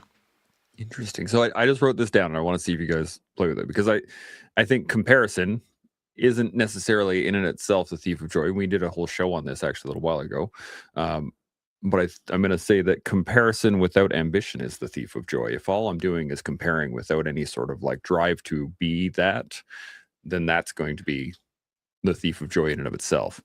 And yeah, you're right. I totally have decided that I wasn't going to be as good of a guitarist as my dad is, but I'm okay with that too, because I know how much time he's put into it, and I am not interested in putting that kind of time or effort to getting to that point. Now, that doesn't mean I'm going to give up guitar. I'm going to keep going at my pace. To Sam's point, is that my ambition is my velocity of ambition is much decreased now. I'm okay with taking the rest of my life to play guitar. I don't need to be the greatest guitarist tomorrow. I'm good at being the best guitarist I am right now as I progress throughout the rest of my life. So I think that's a really interesting point. Greg, I'm coming back to you now. What do you got? I like that. I play guitar for me and me only. That doesn't mean other people might not be present, but I don't play it for their enjoyment. I don't play it for, I play it for me. And I think that's an interesting thing when it comes to ambition, because The ambition has to have a focus. If you were in a band and you were the lead guitarist for a band, you would have a different ambition with guitar. You'd be like, oh, I got to put in the time every single day. But if guitar's for you, that can slow your ambition down. I rarely pick up the guitar and I rarely sing anymore. But every once in a while, I have a hankering to do it. And I go pick up the guitar. And if I sound crummy, cool, I sound crummy. If my vocals are off, my vocals are off. I do it for me. And so same thing. I'll pick up the guitar. I'll get on a little kick where I'm like, oh, I'm going to play every day for a week. I heard this new song. I really want to learn it. And then I'll get on this kick. But that's my own ambition.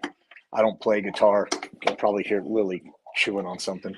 I don't play the guitar for anybody else. I don't play it for anyone else's enjoyment. Whereas in a team environment, going back to skydiving, my ambition was to not be a weak link in the air with my team. So I would push and push and push. And we were doing tons of jumps a day, full wall locker jumps. And I'm the oldest guy on the team by quite a bit. And I'm like, I'm hurting, but you know what?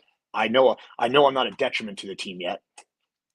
So I'm going to push, push, push. My ambition has a higher velocity, going back to the term you used, because other people relied on that ambition. I dig that a lot. Shaun, what do you got? So just because Greg raised the point and made it very clear to me that something we're talking about right now in respect to ambition is personal ambition versus ambition on behalf of everyone around us. So, Chance, if you were in a band and you had responsibilities to that band, chances are you would pick up the pace. You wouldn't 100%. let the team down. Yep. But you'll let yourself down. And so you still got a guitar in your hand, in the room by yourself or in the room with others. And so it's interesting how the mind prioritizes ambition based on our own little lives versus the broader lives that are wrapped all around us. And I feel the moment that we attach, I'm responsible for others or I'm responsible to others, then in my world, the ambition raises, or certainly the importance of producing in that moment, versus when I'm by myself, I'll freaking get after it by myself. But it's missing that little veneer layer of, oh, I better keep it tight because there's others engaged in this with me. Just as Greg said, if he was up in the plane by himself, diving out with all the gear, I think it would be a different game than everyone's all locked in on everyone and everyone knows that no one can let anyone down. You don't want to be the weak chain. I've felt that all my life. But then when there's no one around me, I don't feel like I'm the weak chain for myself. Shaun is all in on Shaun, and he actually is all in on the team.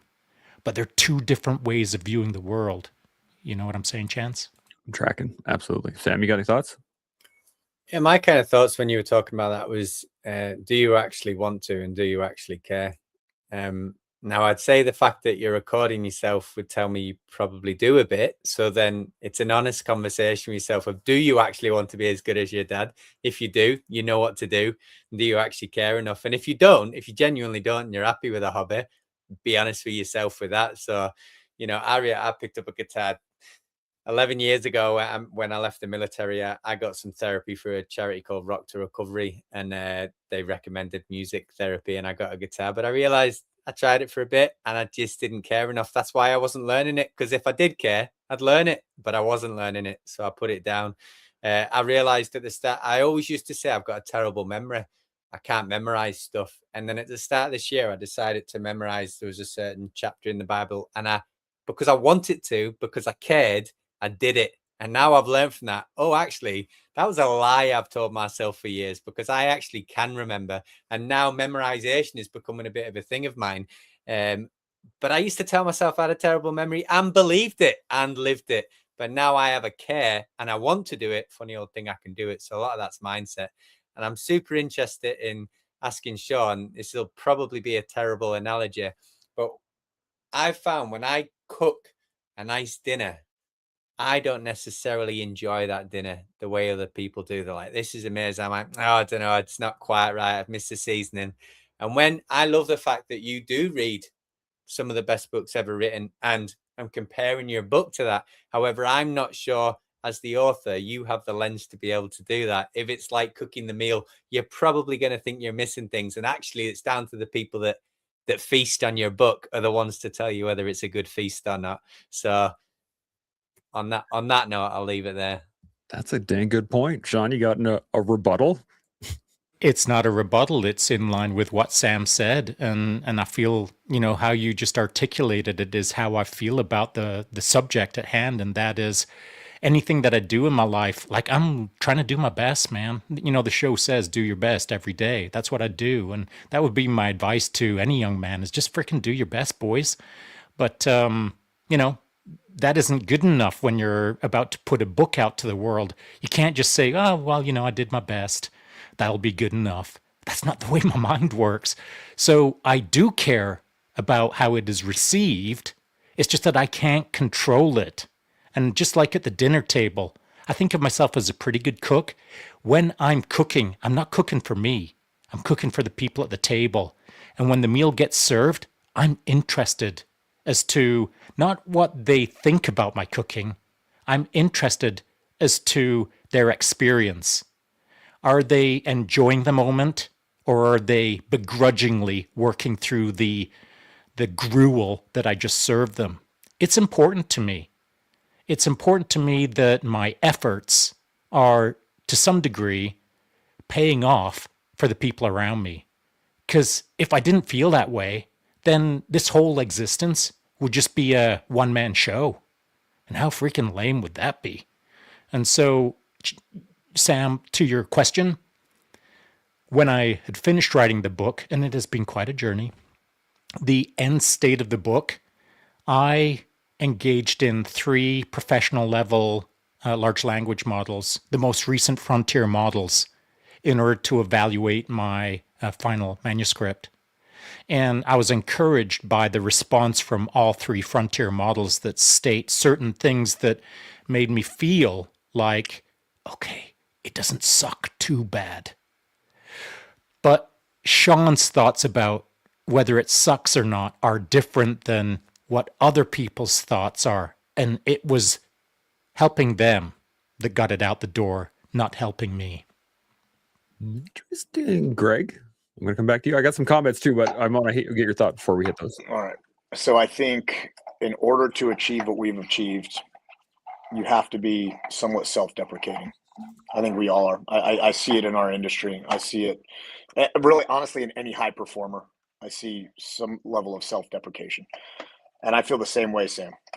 I'll get the cast iron out. I'll cook these amazing steaks. Everyone's like, man, this is amazing, best steak I ever had. I'm like, I could have done this, or maybe it's a little overcooked or whatever, and that goes into everything in my life. I personally never think anything that I do is good enough. And that's a hard burden to bear, over decades. That's been the last 25 plus years of my life. I'm just not quite good enough. What if I was a little better? But that drives us to be better. It drives us to be better. And again, there's a healthy balance. There's an unhealthy balance. But that little bit of self-deprecation, man, the meal's not quite exact. I'm missing this. The book, it's not quite. But again, you put your best into it. So your best effort is what you got. You don't have anything more than your best effort. And if you truly gave it that best effort, hey, it is what it is. Send it. If it's not as good as this book, or it's not as good as this chef, there's levels, just like in jiu-jitsu. There's levels to everything. There's levels to chefs and cooking. There's levels to writers. There's levels to everything. If it's your best and it's a good product that people are going to benefit from, whether it's a penne alla vodka that you did, or it's a book, or it's a song that you wrote or played, that's the best we can do. Send it. Go. I like this. And the funny thing is is that I am much more willing to physically put myself out there. So like I will go to another gym and I will roll with whoever. I don't care. I'm there for the experience. I have no problem with that. But you put a guitar in my hand and I'm like, nope, I'm gonna go in my room and do this myself, right? So I think it's funny how the difference in the action in and of itself and the position it puts you in. I think because it, at least for me, the act of playing music is one way, right? I'm playing the music, y'all get to deal with it. Similar to the book, I wrote the book, y'all got to deal with it, right? And versus jujitsu is jujitsu or working with the teams or being in the military, it's all team based. It's all with other people. There's cooperation involved versus just one way. Sam, what do you got? I saw you click off. I just had a thought on when Greg was speaking then, and I can completely relate to what you're saying. I fear the day where I think I've got it all together. I fear the day where I'm like, I've got this cracked. What I've just done there, completed it. I've got it. I fear that day because that's when you've lost. You've lost the plot. I love it. Shaun, what do you got? Well, I hope you get that day, Sam. I hope you find that day. Honestly, I hope you do. Because when you do, shoot me a little email on the answer because I'm still looking for it myself. Chance, I want to ask you a question. So you've distinguished between BJJ and guitar playing. You guitar, you go hide in your basement cellar and you kind of don't let anyone in on that game, but you're happy to go out on the mats and roll McPauley with whoever in the bright daylight. Why is that? Why is that? Well, like I was saying, I think it's the cooperation portion of it. Is that with jiu-jitsu, I'm showing up and I'm going to cooperate. To say Greg and I want to hit the mats, right? And I have a very small percentage of being able to tap out Greg at this point, just based on skill, right? Which based on belt levels and all these other things. But that doesn't mean that I'm not willing to show up and do it, because then him and I get to have a communication. There's a level of cooperation that it doesn't matter what my skill level is, doesn't matter what the outcome is. It is the interaction that is the interesting part for me. That's what I enjoy. Whereas with a guitar, I am not interacting with anybody. I'm not engaging. There's not a communication there. And that's why I disagree. And so that's why I asked you to articulate the distinction between mat versus hiding in the basement with your guitar. Because really, are you a different person in those two locations? No. Are you Chance version 1, Chance version 2? You're still Chance, right? So really what we're talking about is, we'll call it upstream or whatever, beyond your consciousness, your thought patterns. Somewhere up here, unaware, you've already decided that your Chance version 1 in the basement, Chance version 2 out on the mats. Would you disagree with that? I'm not sure. I'd have to put some thought into it whether I would disagree or agree. Okay, well, let me just throw a little bit more out just to tease out the conversation.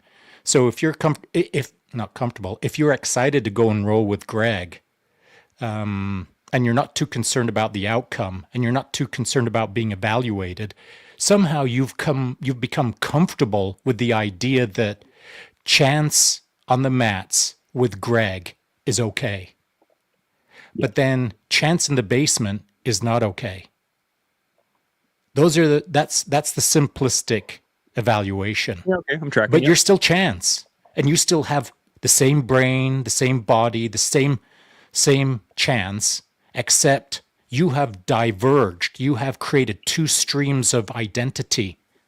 Chance, who likes rolling McPauley with Greg. Chance in the basement doesn't want anyone to see that Chance. So you have two versions of yourself. But I would say that any process that makes you good on the mats with Greg is equally applicable in any part of your life. In the basement by yourself, on a bus going to the hockey game, driving down the highway, speaking in front of an audience, writing a book, making coffee, riding your bike, throwing a frisbee. Doesn't much matter what it is. You are you, and you have a system that works well for you. But you have diverged yourself into two locations that I feel are only physical locations. There could be 1 million locations around the world, which means there would be 1 million chances.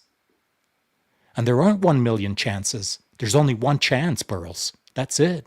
Chance Burles exists right here, right now. But he's, in his mind, created multiple versions of Chance. Do you see what I'm saying? I'm tracking. Yeah, no, that's a great point. Yeah. So I have a question for you too, Hey. Chance. So we're turning this to Chance's private therapy session. I'm down. Let's do it, man. So I have a question for you. So, I dabble in the guitar, dabble in vocals, and you and me are hanging out. Would you feel more comfortable playing in front of me knowing that I understand the struggle and I understand the skill set and what it takes to achieve that? Would you be more comfortable playing because I understand it? We have that mutual understanding? Because that's Yeah. what jujitsu is. Yeah. I don't know what rank you are, but I was a white belt and then a blue belt and then a purple belt and then a brown belt. And then one day I looked down and I had a black belt tied around my waist. And now I'm supposed to have all the answers. I'm supposed to be the guy. I'm supposed to beat everybody. But I don't. But I still go roll with all these savage black belts. No, I'm going to get my butt whooped because they've been there. There's an understanding. They don't care that they're better than me. So same thing with guitar. I would sit down with you, and I've gotten to a point with guitar. Like I said, I play for myself. If there's anyone there listening, cool, that's on them, whether they like it or they don't. But with you understand the struggle that it takes to learn guitar and learns to put a song together and learns to sing while playing. So I'm like, oh, dude, I just learned this. Let me play it for you, because you understand that's the jujitsu of guitar playing, because we both understand the struggle and where we started, where we came from. Yeah, I'm tracking that. And yes, to your question, absolutely. I would have no problem sitting on the couch across from you. If you picked up a guitar, I pick up my guitar and we could play together. No problem at all. That's the cooperative level of it. And yeah, to Shaun's point, I absolutely have created two streams of consciousness from there. And I think, the funny thing is the guitar, I have no problem. I have no problem sucking at jujitsu. And to your question, I just got my brown belt last month, something like that. So yeah, congrats, bro. That's awesome. I have no problem sucking at jujitsu. I have no problem getting my butt kicked. I have no problem getting choked out. I that's what I look for, because a lot of times I'm one of the more senior guys in my club, so that doesn't happen often. So that's what I'm actually looking for. Whereas with my guitar, I am in a full comparison of other people that I look at as perhaps more accomplished or perhaps more naturally talented, I would say, I think is the issue. And when I really stop and look at it, I think that's the thing, is that I don't feel I'm talented as other people are, and therefore. But that's where you started as a white belt. Yep, you're right. On the 100%. BJJ mats. Yep. You were guitar chance as a white belt on the mats. Now you're just guitar chance in your basement. And so you already know the process. Yep. You wouldn't be a brown belt if you didn't know the process. And the start of the process, the white belt start, that's where we think we're not the right guy to be picking up a guitar. I'm not the right guy to tie a white belt around my waist and go figure out BJJ. We all think that, but along the way you've learned that isn't the case. You just haven't applied that mental model over to the guitar yet. And you're still the same chance. The process is still the same process. The timeline is the timeline. The priority is the priority. You want what you want, but you've kind of subordinated the guitar to this ephemeral thing that is like you're not able to grasp, you're not able to own. But I disagree. You have allowed it to do that, but that isn't the case of you can't own it. And I would argue that if you pick up what we're all putting down right now, or not we're all kind of generally commonly talking about the same theme. A year from now, your freaking guitar will be blue belt. Am I wrong? No, you're absolutely right. And to Greg's point, this is a perfect example. I really am glad that we came back on this, because it is a real time effect of exactly what we're talking about throughout this whole episode so far. Sam, you got any thoughts before I jump onto some comments? Want more therapy? Sure, hit me. What it out. Anything at all. No, my only thoughts are just be honest with yourself of why you want to play it to the world as well. I also think it's okay to have some things for ourselves. And if that's why you want to play guitar because it's just for you, that's also fine. However, that's not what we heard you say at the start. So right. Going back to ambition, you obviously have ambition with the guitar. So get growing. I dig it. And yeah, I do have some ambition with the guitar. I enjoy it. I really do enjoy playing. I don't enjoy singing, and that's why I started doing it, because like I realized how bad it was. As an interesting side, about 3-4 years ago, when I was doing jiu-jitsu, I was watching the Muay Thai guys skip as part of their warm-up, right? And they were just sitting there skipping, and I was like, I haven't skipped in a while. I should probably try that out. I used to be pretty good. Let me just walk over here. And no, I cracked my toes like so many times. And then after that, I was like, okay, 5 minutes every day, every time I hit the mats, grab the rope. And that's what I did. And now I'm doing all right. I'm still not great at it, but I can skip way better than when I started. And I can even do little fancy little hop side steps and all kinds of stuff. So I'm picking up what you guys are putting down, and I appreciate the help. There is one other fun aspect about, kind of keeping something up your sleeve, as it were. So let's pretend no one knows that you can skip, and you're keeping it on the low down, and you're just using that as your warm up. 8 years later, you're like, the Skipper 9000. You're like a subject matter expert, but nobody's ever seen it. In my life, I've had a few moments where I've been able to pull a little trick out from underneath my sleeve that I've been working on for about 40 years. And no one's ever seen it before. And it's not like I'm trying to surprise, Shazam, I can do these things on the internet. It's just I'm on the internet and I'm doing something and I realize, oh yeah, no one's ever seen that. But it's 40 years worth of in the background. And I'm going to tell you right now, Chance. And maybe this is my ego speaking, I don't know. But it is fun to drop a 40-year-old talent onto the interwebs for the first time and just be all casual about it. Like, it blows some people's minds when they see it because they didn't think that was you, because they didn't know you could, because they never thought that you could whatever. And I love that, man. I love watching someone drop the penny, and it blows my mind. So, there's certain things that you should kind of flourish in front of the internet, like day by day, and they get to watch the steady growth and all the hard lessons and all the good stuff. But there's also some stuff that you should be able to pull out your back pocket as a Shazam. Yep, I agree with that one, and that's my writing. I don't show anybody I can write on the line. We'll get there one day. Now I'm going to hit these comments, and then we are almost at 2 hours, and just want to say, boys, this has been fantastic conversation, and I really appreciate all you guys, all the things you guys are saying. So April M says, so true. Growth does require maintenance and prioritization. It also requires an ability to understand that not everything can get done at the same time, especially if it involves high caliber goals. Yeah, Dancy agrees.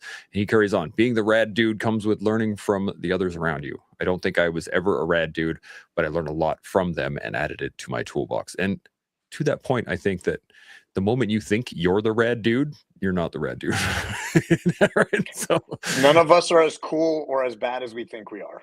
That is exactly right. That's a great point. And he carries on. He says, talking about mistakes, a little blade is embedded in my wall because I was listening to Shaun and not paying attention to shaping. So yeah, exactly. And he says, Chance, I need to teach the bagpipes. No, thank you. I'm good with that. Definitely, my wife would not be okay with me doing the bagpipes. Let's hit some final thoughts. Anything at all still rattle around in you guys' brains? Anything on ambition, on temperance, on anything at all? Sam, I'm going to start with you. Well, sorry. Before we just jump into final thoughts, and it's actually good that Sam got called up first, because Sam, you'd mentioned towards the start of the show that perhaps you wanted to address things like the maintenance aspect of, kind of living our best life or an ambitious life, how we should maintain that. And so I'd be curious to hear from Sam and Greg if they've, not pro tips, maybe lessons learned, mistakes made, or whatever the case is, just trying to maintain the aspects of our life. I dig it. Sam, what do you got? Hit me there, didn't you? Again, kind of going back to what I said, if you want to talk about maintenance, it is going back to those check-ins with yourself, and there's different levels of check-ins. I think it's important to have that morning evaluation of where you're at, and then the evaluation at the end of the day. And then in the year, I would really try and take at least a day out in your year to have that real evaluation, that real honest talk of where you're at, what you've done well that year, what you've done not so well, what areas you want to grow in. Have that bigger self-evaluation. But those daily ones are the ones that help. Those daily maintenance checks are the ones that help. And that goes back, I'm not going to get into it, but talking about your values and things like that. Am I living in my values? Am I living in my purpose? How am I not? How am I? and then the direction you're going in. So when we're talking about maintenance, it's those little things. It's doing that band work. It's that punch bag that Shaun does for his reaction speed on his videos. That maintenance all the time, isn't it? And then you're ready to ramp it up. So maintenance looks very, very different to growth. It almost, maintenance should be energizing us, isn't it? It's the fuel in the system. It's the checking your oil. But then there's got to be a time where we put the pedal down and actually use what we're maintaining. So that's kind of what I'd say on the maintenance check. And yeah, not too much on that. I really liked what Shaun said though about pulling something out of the bag. Again, I had a conversation this week about that. Nothing to do with what we're talking about, but it is so important. Even when I introduced myself at the start of this podcast, I didn't introduce my military career and Brazilian Jiu-Jitsu and things. It's something I'm getting to the habit of when I'm doing corporate work. I don't even introduce all that side of me. And over time, working with corporate organizations, when you just pull out a story about Afghanistan, or you pull out the fact that you're a black belt, down the line, people are far more interested in what you've got to say. So trickle feeding our life experience to people it is a far better way to do it, I'm finding. And, you know, be known what you're known for. If you've gone into that room to talk about something, be known for that and not about something else. That stuff can come and it keeps an interest. Is something I've found, something slightly different to ambition. But yeah, there we go. That's my thoughts on that. I dig it. I like it. Greg, what do you got? For me, it comes down to routine, habits, and discipline. Motivation's a farce, and as we get older, our motivation diminishes. You know, it's hard to get up in the morning. It's hard to go to the gym. We don't always feel our best. We're dealing with injuries or whatever it may be. So having a routine, habits, and having the discipline just to follow that through every single day will keep us moving forward when maybe we're lacking a little bit of ambition. Maybe the velocity on our ambition is lowered. And that's how we progress, just forming those healthy routines.